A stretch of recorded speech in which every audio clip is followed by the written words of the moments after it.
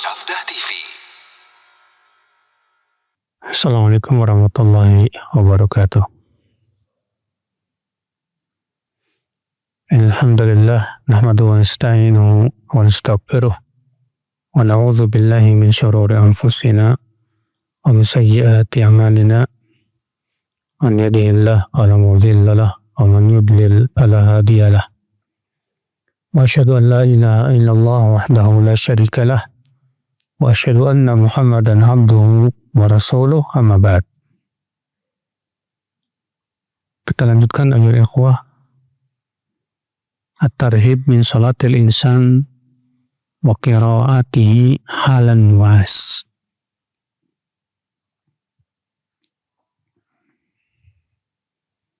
Ancaman dari seseorang sholat dan membaca dalam keadaan ngantuk. Hadis 641, an Aisyah radhiyallahu anha anna Nabiya sallallahu alaihi wasallam qala idza na'asa ahadukum fi shalah falyarqud hatta yadhhaba anhu an-nawm fa inna ahadakum idza shalla wa huwa na'is la'allahu yadhhabu yastaghfir fayasubbu nafsah. Dari Aisyah, semoga Allah meridainya, bahwa Nabi SAW bersabda, apabila salah seorang dari kalian mengantuk dalam sholat, atau sholat malam ya, hendaklah ia tidur, hingga hilang ngantuknya. Karena sesungguhnya salah seorang dari kalian apabila sholat dalam keadaan mengantuk, barangkali dia tadinya ingin istighfar, malah mencaci dirinya sendiri. Mereka Imam Malik, Bukhari, Muslim, Abu Daud, Tirmidzi, dan Ibnu Majah. Dan Nasa'i meriwayatkan dengan lafaz idza na'asa ahadukum wa huwa yusalli falyansarif fala'allahu yad'u ala nafsihi wa huwa la yadri. Apabila salah seorang dari kalian mengantuk ya ketika sedang sholat, hendaklah ia segera keluar, maksudnya tidur. Barangkali ia dengan memaksakan diri itu malah mendoakan keburukan kepada dirinya sendiri dalam keadaan tidak merasakannya, dalam keadaan tidak tahu. Wan Anas, dan dari Anas, semoga Allah meridainya, bahwa Nabi SAW bersabda, idza na'asa ahadukum fi shalah falyanam hatta ya'lama ma yaqra. Apabila salah seorang dari kalian mengantuk di dalam sholat, tidurlah sampai ia memahami atau mengetahui apa yang ia baca. Dari Bukhari dan Nasa'i, namun Nasa'i meriwayatkan dengan lafaz idza na'asa ahadukum fi sholatihi falyansarif falyarqud. Apabila salah seorang dari kalian mengantuk dalam sholatnya, hendaklah ia segera pergi dan tidur. Wa Nabi Hurairah radhiyallahu anhu qala Rasulullah sallallahu idza qama ahadukum min al-laili fastu'jima al-Qur'an ala lisanihi falam yadri ma yaqul falyattaji. Apabila salah seorang dari kalian sholat malam, lalu Al-Quran terasa berat pada lisannya akibat sangat ngantuk, sehingga ia tidak tahu apa yang ia ucapkan, maka hendaklah ia berbaring. Riwayat Muslim, Abu Daud, Tirmidzi, Ibnu Majah, ya rahimahumullah. Hadis-hadis ini menunjukkan yaitu larangan untuk memaksakan sholat dalam keadaan mengantuk. Dan Nabi SAW memberikan alasan, alasannya bisa jadi ia malah mendoakan dirinya dengan keburukan dalam keadaan ia tidak tahu. Demikian pula alasannya karena hal seperti itu menyebabkan kita tidak bisa khusyuk, Pak. Maka dari itu ya Nabi menyuruh agar ia segera tidur saja. Nggak usah maksa-maksain diri. Hadis ini kita ambil faedah yang kedua, Pak. Itu dianjurkan kita untuk menghindari semua hal yang bisa mengganggu kekhusyuan sholat kita. Semua hal yang bisa mengganggu kekhusyuan kita hindari. Makanya Ibnu Qayyim mengatakan, ya, tanda kefakihan seseorang, dia selesaikan dulu urusannya, baru ia sholat. Sebab ketika urusannya nggak selesai, ya, seringnya ke bawah sholat. Sehingga ketika dia sholat, masih saja memikirkan urusan tersebut. Akibatnya apa? Dia tidak bisa khusyuk. Makanya Nabi SAW mengatakan, ya, kalau hidangan sudah disediakan dalam keadaan perut lapar, kata Nabi apa? Taqaddimu al-asya. Dahulukan dulu makan. Iya, kenapa? Karena hal seperti itu bisa mengganggu kekhusyuan kita. Iya. Hadis ini juga menunjukkan akal Islam yusuf syariah. Bahwa agama kita ini mudah. Mudah maksudnya apa, Pak? Mudah itu artinya ya sesuai dengan kemampuan kita. Bukan mudah menurut para ahli syahwat, ya. Bukan orang-orang yang pengikut syahwat, ya. Kalau mereka menjadi standar mudah, musibah. Karena para pengikut syahwat itu ketaatan bagi mereka berat. Beratnya kenapa? Karena hatinya banyak maksiat. Iya. Ya kata Islam saudaraku seiman. Hadis ini kita ambil faedah juga, yaitu anjuran untuk memahami apa yang kita baca. Karena Nabi mengatakan hatta ya'lam ma yaqra. Sampai ia mengetahui apa yang ia baca. Maka ketika kita sholat, kita berusaha, ya, kita paham apa yang kita baca, Pak. Karena itu bisa membantu kekhusyuan kita di dalam sholat, ya. Hadis ini kita ambil faedah selanjutnya. Hadis ini menunjukkan kepada kaidah darul mafasid muqaddam ala jalbil masalih. Menghindari mafsadah lebih didahulukan daripada mendatangkan apa? Maslahat. Ya, sholat maslahat betul. Tapi ketika dalam keadaan ngantuk banget, malah menimbulkan mafsadah. Maka saat itu Rasul menyuruh apa? Lebih baik kita tidur. Artinya kita hindari mafsadah. Ya, itu lebih didahulukan daripada mendatangkan maslahat itu. Kita masuk ke bab berikutnya, at-tarhib min naumil insan ila sabah. Wa tarki qiyami syai'in minal lail. Ancaman seseorang sholat tidur sampai pagi dan meninggalkan sholat malam. An Ibnu Mas'ud radhiyallahu anhu qala dzukira 'inda an-nabi sallallahu alaihi wasallam rajulun nama lailatan hatta asbah. Wala dzaka rajulun bala syaitanu fi udhunai. Atau qala fi udhuni. Rahul Bukhari wa Muslim wa Nasai wa Ibnu Majah. Dari Ibnu Mas'ud, semoga Allah meridainya, ia berkata, disebutkan di sisi Nabi SAW seorang laki-laki yang tidur semalaman sampai pagi. Maka Rasulullah SAW sabda, itu orang dua telinganya dikencingi oleh setan. Dikeluarkan oleh Imam Bukhari, Muslim, Nasai, dan Ibnu Majah. Dan Imam Ahmad meriwayatkan dengan sanad yang sahih dari hadits Abu Hurairah dengan lafaz telinganya dikencingi setan. Ya. Al-Hasan berkata, inna baulahu wallahi tsaqil. Dan kencingnya itu demi Allah berat.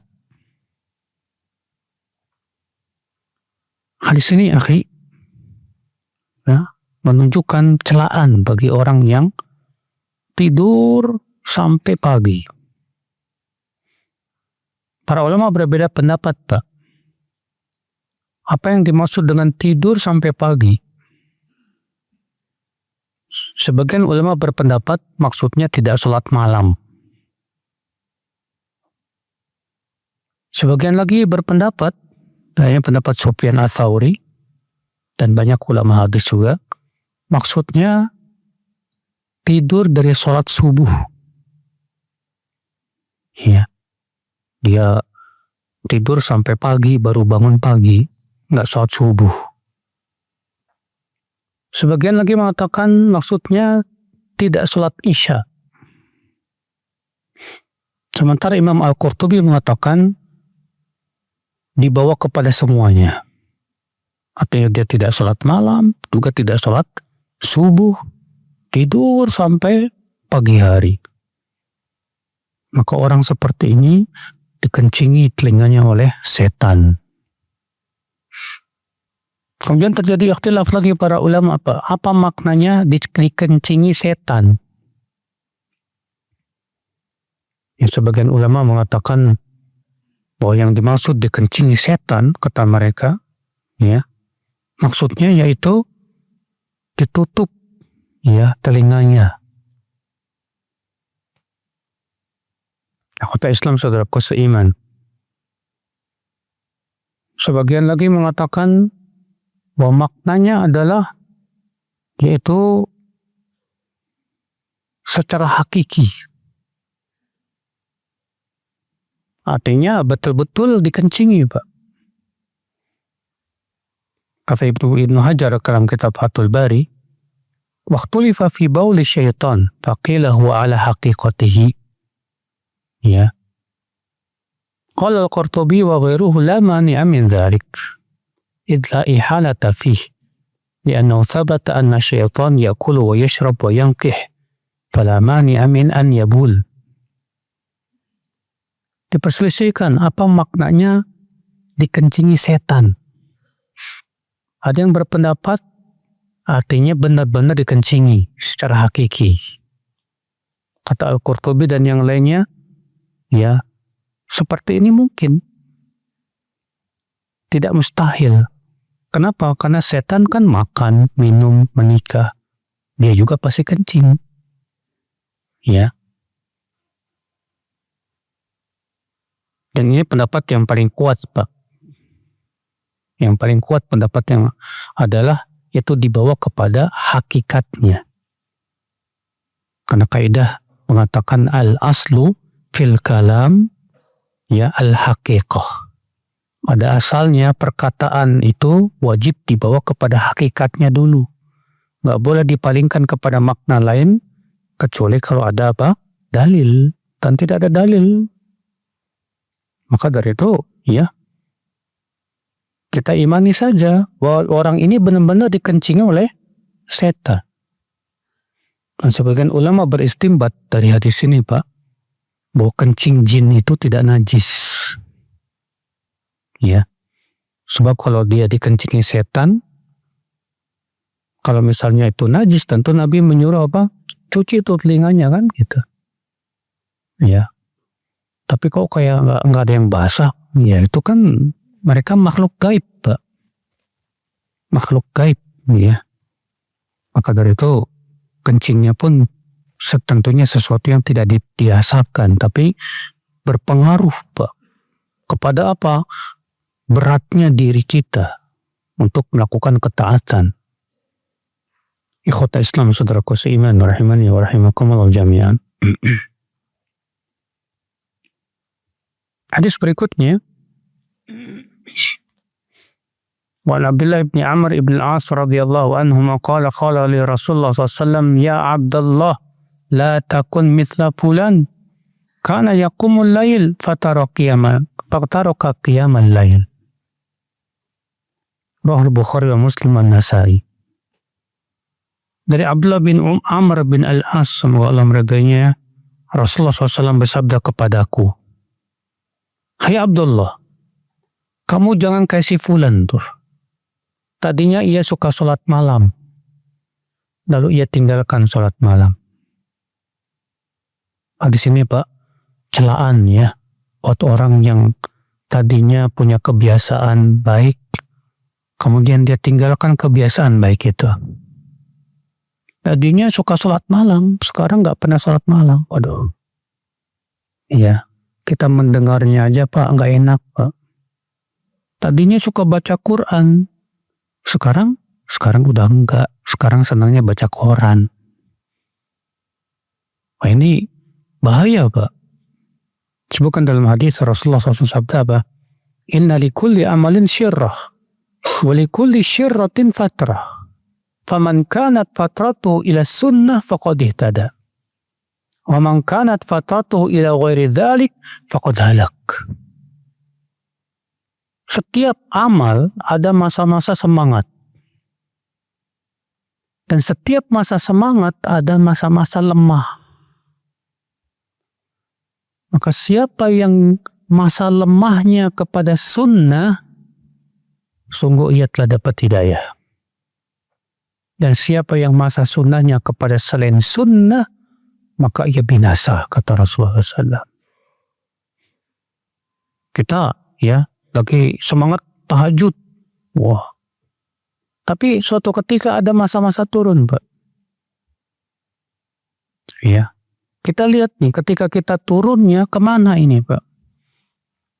Kalau ternyata turunnya kita dari sholat tahajud malah kepada selain sunnah, bukan kepada ibadah, malah itu binasa kita, saudara muslimah. Iya. Makanya di sini Rasulullah SAW mengatakan, "Hai Abdullah, kamu jangan kasih fulan itu.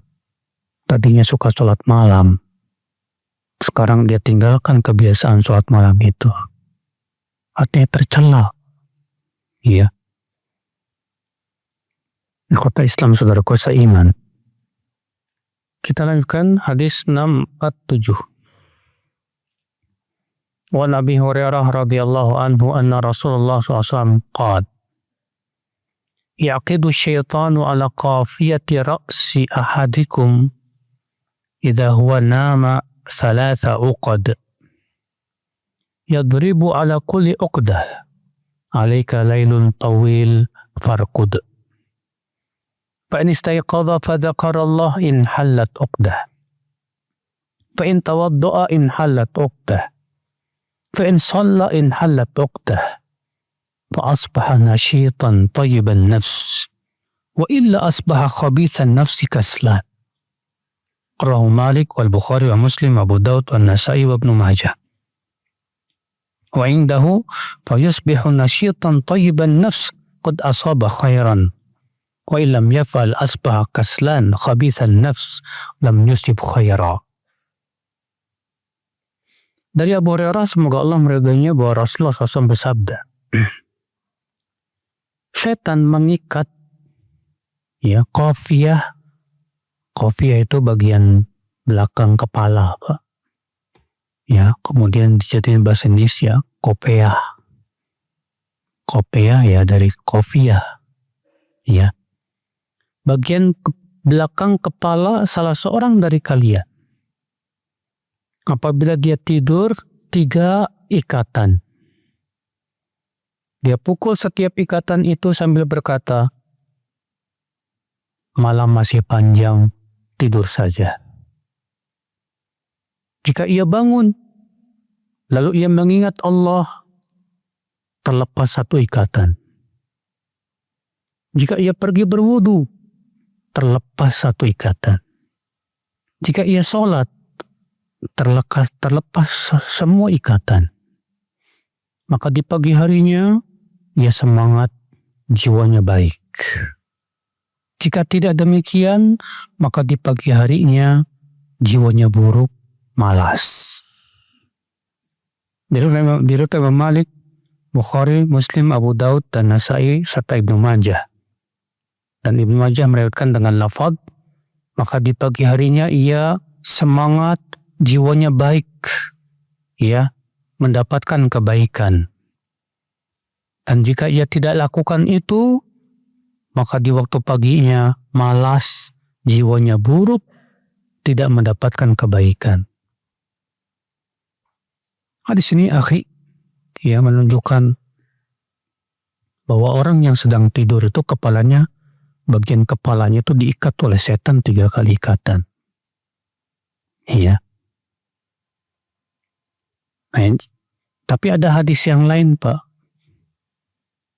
yang seakan-akan bertabrakan dengan hadis ini. Yaitu hadis man qara'a ayat al-kursi lam yakrab minhu syaitan hatta yusbih. Siapa yang membaca ayat kursi sebelum tidur, maka setan tidak berani mendekatinya sampai pagi hari. Ya. Di situ Nabi mengatakan bahwa orang yang membaca ayat kursi, setan tidak berani dekat. Sementara hadis ini mengatakan apabila salah seorang dari kalian tidur, maka kepalanya akan diikat oleh setan. Ya. Sebagian ulama berpendapat bahwa hadis ini, Pak, tidak bertabrakan dengan hadis tadi. Jadi hadis ini dikhususkan oleh hadis tadi. Artinya, kecuali orang yang sebelum tidur membaca ayat kursi, maka ia tidak akan diikat kepalanya oleh setan. Kenapa? Karena orang-orang ngikat dekat aja nggak bisa. Iya. Berarti itu menunjukkan bahwa keutamaan orang yang membaca ayat kursi sebelum tidur. Iya. Jadi hadis ini untuk siapa? Untuk orang yang tidur dalam keadaan dia tidak baca ayat kursi. Maka setan mengikat kepalanya itu. Apa makna mengikat? Kita imani secara hakiki bahwa setan benar-benar mengikatnya. Mengikat dengan apa? Allahu a'lam, kita nggak tahu. Rasulullah juga nggak ngasih tahu. Ya. Ikhwat Islam, saudaraku seiman.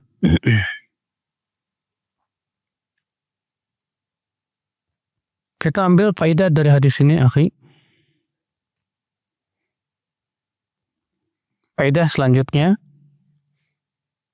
keutamaan orang yang melakukan 3 perkara ini. Itu bangun, berzikir kepada Allah. Lalu ia berwudu. Lalu ia sholat. Maka siapa yang melakukan 3 ini, ikatan-ikatan setannya lepas semuanya, Pak. Iya. Dan hadis ini menunjukkan akan keutamaan salat malam. Bahwa salat malam itu membuat jiwa kita itu semangat. Jiwa kita baik. Dan semangat kepada kebaikan. Makanya Rasulullah SAW mengatakan apa? Fa'asbahan nasyitan tayyiban nafs. Di pagi hari dia semangat. Dan jiwanya baik. Masya Allah. Dan hadis ini menunjukkan bahwa orang yang tidak sholat malam, jiwanya buruk, malas. Iya, tidak mendapatkan kebaikan soalnya. Maka dari itu ya, akhi, kita semangat ya untuk senantiasa menjaga sholat malam. Walaupun cuma sholat witir nggak masalah. Iya, karena keutamanya Masya Allah. Hadis berikutnya, wa anhu yani Jabir radhiyallahu anhu aydan anna Nabiy SAW qala ma min muslimin dzakarin wala untha yanam wa illa wa alaihi jarirun ma'qudun fa in huwa yatawadda wa qama ila shalah asbaha nasyitan qad asaba khairan wa qad inhallat uqaduhu kulluha wa istayqadha wa lam yadhkur Allah asbaha wa aqadu alayhi wa asbaha thaqilan kaslan wa lam yusib khaira. Rawahu Ibnu Khuzaimah wa Ibnu Hibban. Tidak ada seorang pun muslim, baik laki-laki maupun wanita, yang tidur kecuali di kepalanya ada ikatan dari setan. Jika ia berwudu lalu ia sholat, maka di pagi harinya ia semangat mendapatkan kebaikan dan telah lepas semua ikatan-ikatannya. Dan jika ia bangun tidur tapi tidak mengingat Allah, maka di pagi harinya ikatannya masih ada, sehingga di pagi harinya berat dan malas, tidak mendapatkan kebaikan. Artinya Pak, kalau salah satu dari tiga ini enggak dilakukan, masih tersisa padanya ikatan apa? Setan. Karena kan setan mengikatnya itu 3 kali ikatan. Ya, kalau dia bangun lalu zikir, lepas. Kalau dia berwudu, lepas. Kalau dia sholat, lepas. Tapi kalau dia bangun, lupa zikir, langsung wudu, langsung sholat. Berarti masih ada ikatan apa? Setan itu. Iya. Ikhwata Islam, saudaraku seiman, rahimani wa rahimakumullah jami'an. At-targhib fi ayat wa azkar yaquluha idha asbah wa idha amsa. Anjuran untuk membaca zikir pagi dan petang. Ketahuilah ya akhi, zikir pagi dan petang itu keutamanya besar, Pak. Iya. Allah berfirman, "Fasubhanallahi hina tumsuna wa hina tusbihun." Dan sucikanlah Allah di waktu pagi dan petang. Ya. Allah berfirman, "Wasbir nafsaka ma'al ladzina yad'una rabbahum bil ghadati wal 'ashyi yuriduna wajhah." Sabarkan dirimu bersama orang-orang yang senantiasa menyeru Rabb-nya di waktu pagi dan petang karena mengharapkan wajah Allah. Rasulullah SAW sabda, "La an ajlisa ma'a qaumin yadhkuruna Allah Ta'ala ba'da salatil fajr ila tulu'is syams ahabbu ilayya mimma tala'at alaihi syams." Ya. Aku duduk bersama suatu kaum yang berzikir kepada Allah setelah salat subuh sampai matahari terbit, itu lebih aku sukai daripada matahari yang terbit di hari tersebut. Wala an ajlis, dan aku duduk bersama suatu kaum untuk berzikir kepada Allah dari setelah asar sampai terbenam matahari, lebih aku sukai daripada ini dan itu. Dan menunjukkan akan keutamaannya, Pak, dan manfaatnya luar biasa, Pak, yang akan kita rasakan ya dari zikir pagi dan petang. Baik, kemudian beliau di sini akan menyebutkan ya zikir-zikir yang kita baca di waktu pagi dan petang. Hadis 649. An Mu'adz ibn Abdullah bin Khubayb an abihi radhiyallahu anhu qala annahu qala kharajna fi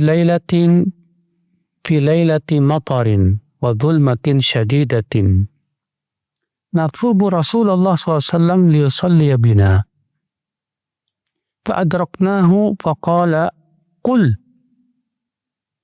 falam aqul syai'an thumma qala qul falam aqul syai'an thumma qala qul qultu ya Rasulullah ma aqul qala qul huwallahu ahad wal mu'awwidhatayn hina tumsi wa hina tusbih 3 marrat takfika min kulli syai'.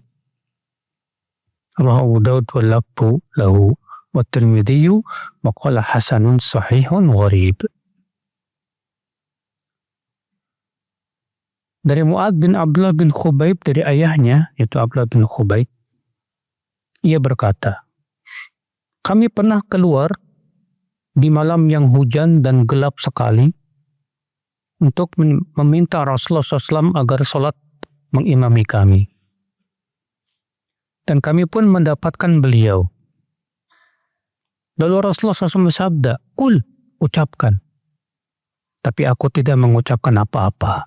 Artinya diam aja. Kata Rasulullah, "Qul," ucapkan.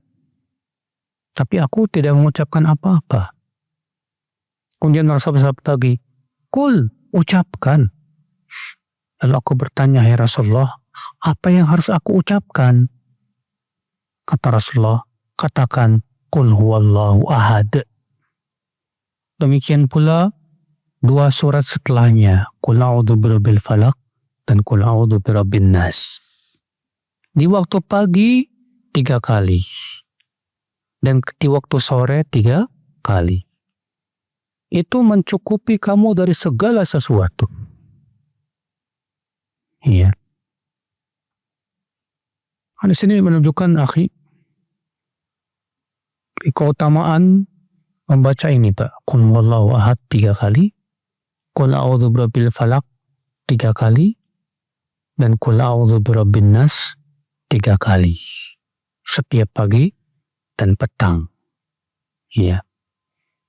Apa keutamaannya Pak? Kata Rasulullah, akan mencukupi kamu dari segala sesuatu.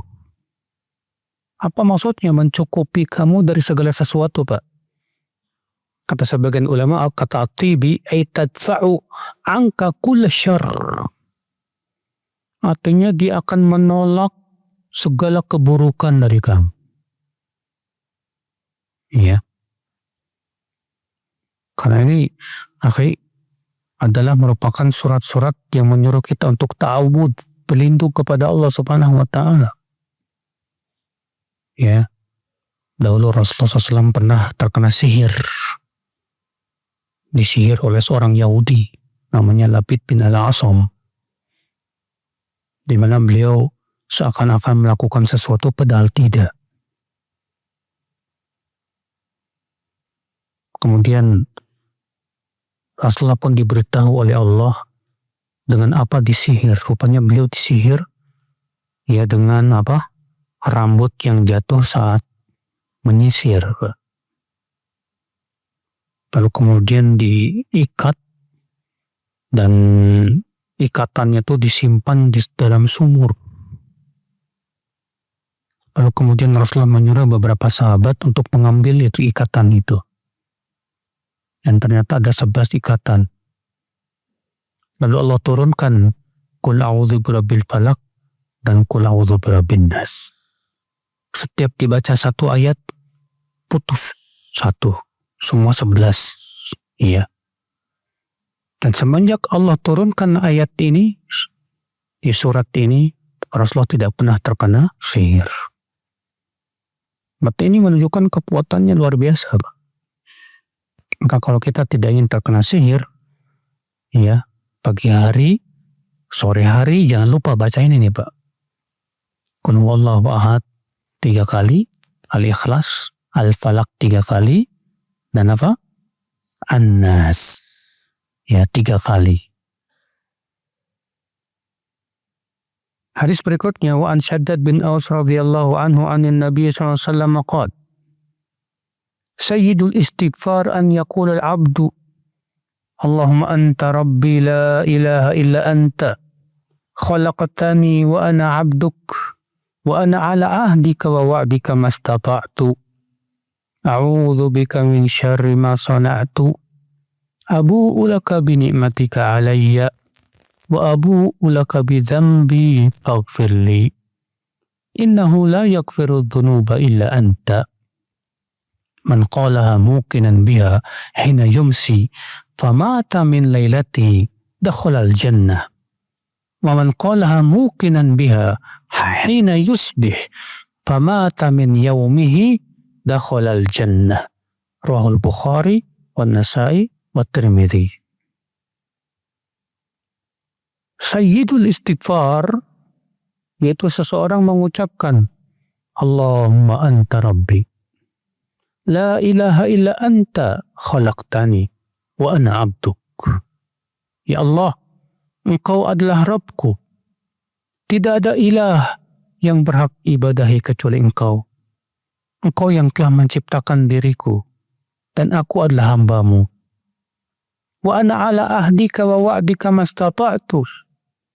Dan aku berada di atas perjanjian denganmu dan janjimu, ya, sesuai dengan kemampuanmu, sesuai dengan kemampuanku. A'udzu bika min syarri ma sana'tu.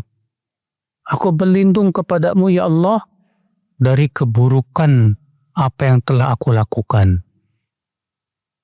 Abu'u laka bi ni'matika alai. Aku kembali kepadamu dengan kenikmatan-kenikmatanmu yang kau berikan kepadaku. Wa abu'u laka bi dzambi faghfirli. Dan aku kembali kepadamu ya Allah dengan membawa dosa-dosaku. Maka ampuni dosaku ya Allah. Sesungguhnya tidak ada yang mengampuni dosa kecuali Engkau. Siapa yang mengucapkan ini Pak dengan penuh keyakinan di saat sore, lalu malam harinya meninggal, maka ia pasti masuk surga.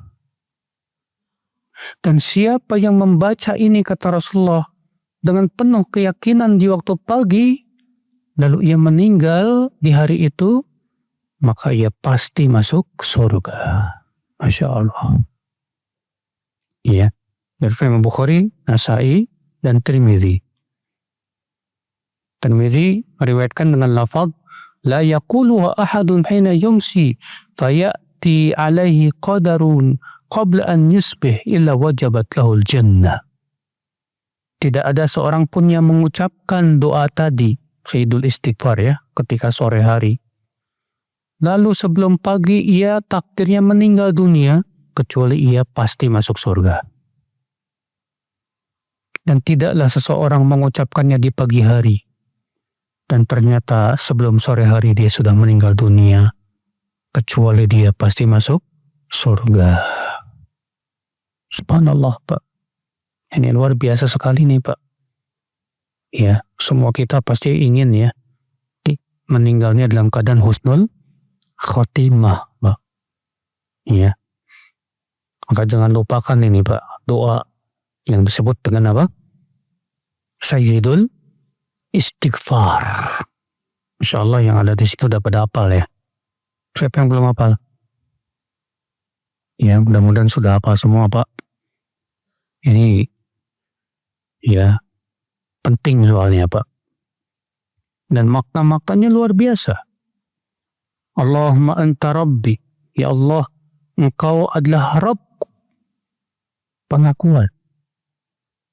Disebutkan dalam hadis, man radiya billahi rabba wa bil islami dina wa bi Muhammadin sallallahu alaihi wasallam nabiyya wajabat lahu jannah. Siapa yang ridho Allah sebagai Rabbnya, Muhammad sebagai nabinya, dan Islam sebagai agamanya, wajib masuk surga. Di sini mengatakan, ya Allah, Engkau adalah Rabbku.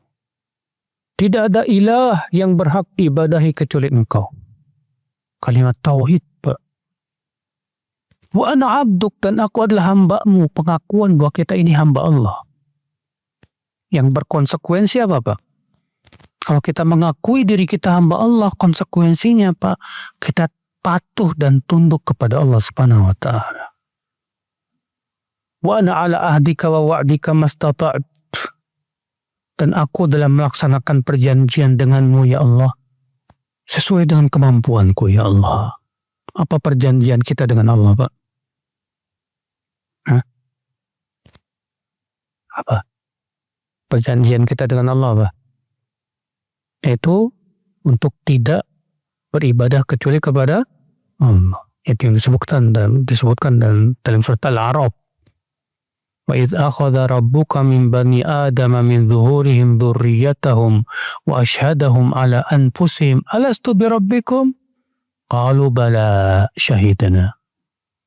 Dan ingatlah ketika Allah mengambil perjanjian dari keturunan anak Adam, dari di punggung, ya, ketika masih berada di punggungnya Nabi Adam. Allah berfirman kepada seluruh keturunan Nabi Adam, alastu birabbikum, bukankah aku Rabb kalian? Mereka berkata benar, ya Allah. Iya. Maka kata beliau, dan aku ya Allah untuk melaksanakan perjanjianmu itu sesuai dengan kemampuanku ya Allah. Iya.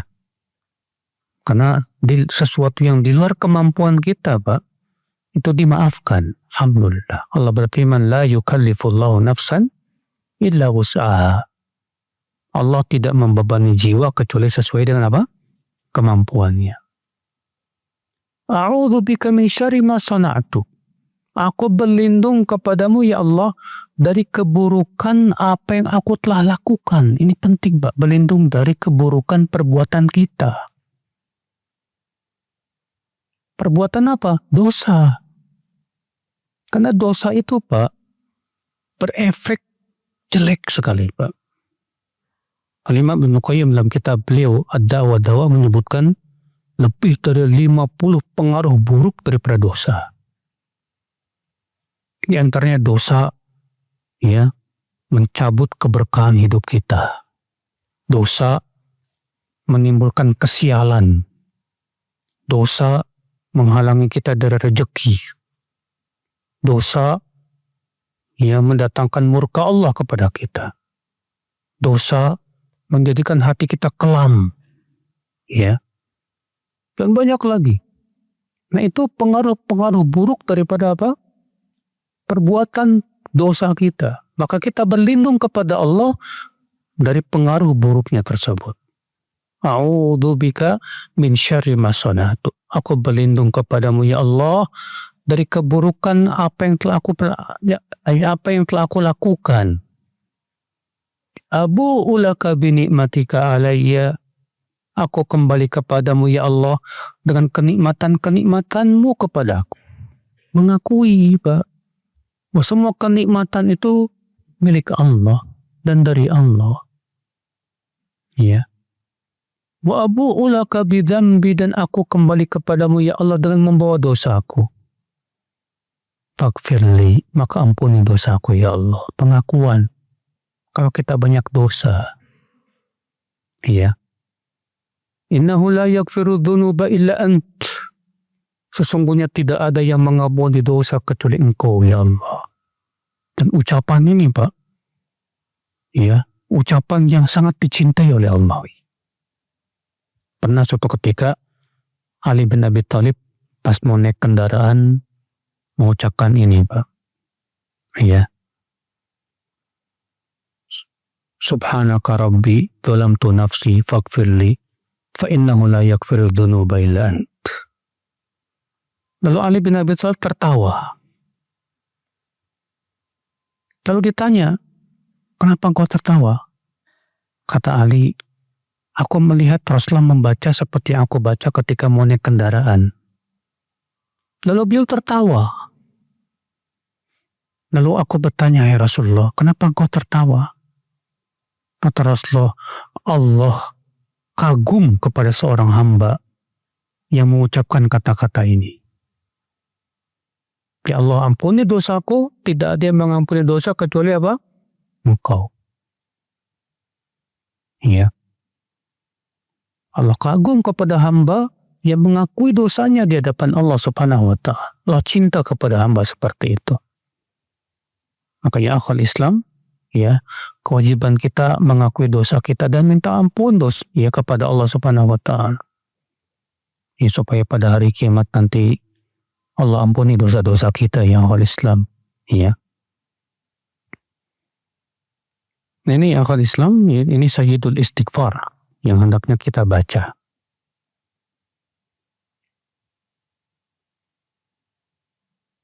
Hadis berikutnya, wa Nabi Hurairah radhiyallahu anhu qala jaa rajulun ila Nabi sallallahu alaihi wasallam faqala ya Rasulullah ma laqitu min aqrabin la daghatni al-bariha. Qala ama law qulta hina amsayta a'udzu bi kalimatillahi tammati min syarri ma khalaq lam tadurruk.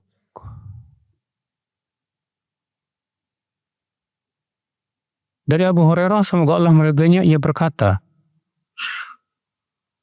Datang seorang laki-laki kepada Rasulullah SAW dan berkata, "Hai Rasulullah, semalam kalajengking menyengat aku."